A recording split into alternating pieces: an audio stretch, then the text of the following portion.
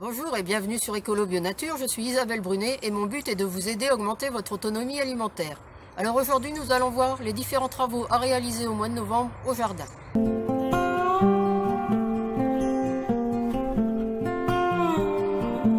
Alors on peut encore faire des semis de moutarde, des moutardes japonaises, Frizzy Joe, Green in Snow, de Chine rouge, rouge métis, Southern Giant. Alors moi j'ai fait un semis ici dans la serre, puisque j'en avais suffisamment dehors, mais j'ai semé trop de rue. J'ai pas bien fait attention à ce que je faisais là. Et je vais devoir certainement en éliminer ou en repiquer ailleurs, parce que là c'est beaucoup trop de rue.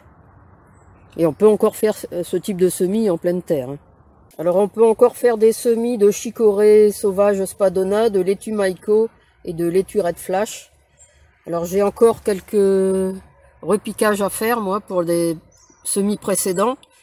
Mais j'ai un petit problème, c'est que je suis en train de me faire dévorer mes salades. De tout ce que j'avais repiqué, là il m'en reste plus que 2, alors qu'il y en avait sur toute la zone et j'ai pas de traces du tout. Alors je viens de mettre du ferramol, je sais pas si ce sera efficace ou pas. Je sais pas ce qui me les a mangés. Alors dans les serres on peut faire des semis de mésophiles, de naménia, de tout ce qui est chou chinois, pak choi et compagnie. On peut encore faire quelques semis de radis 18 jours. Alors moi j'en récolte une petite poignée chaque jour. Vous voyez, je vous mets la photo.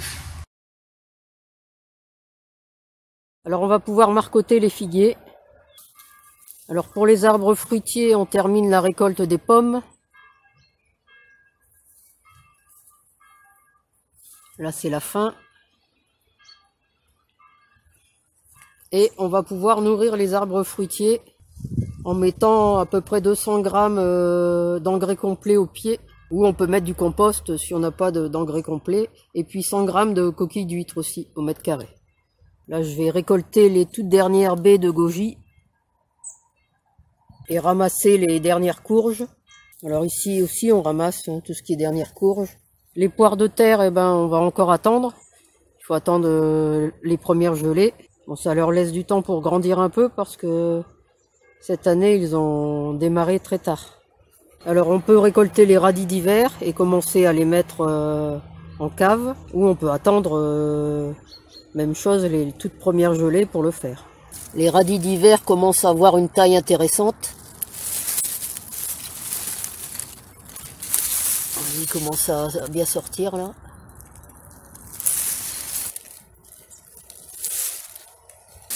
Vous voyez encore ici. Alors tout ça ce sont des daikons.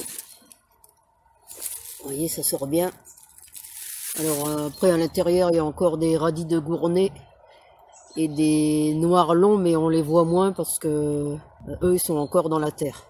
Pour les ocas du Pérou, même chose, on va attendre les premières gelées pour les enlever.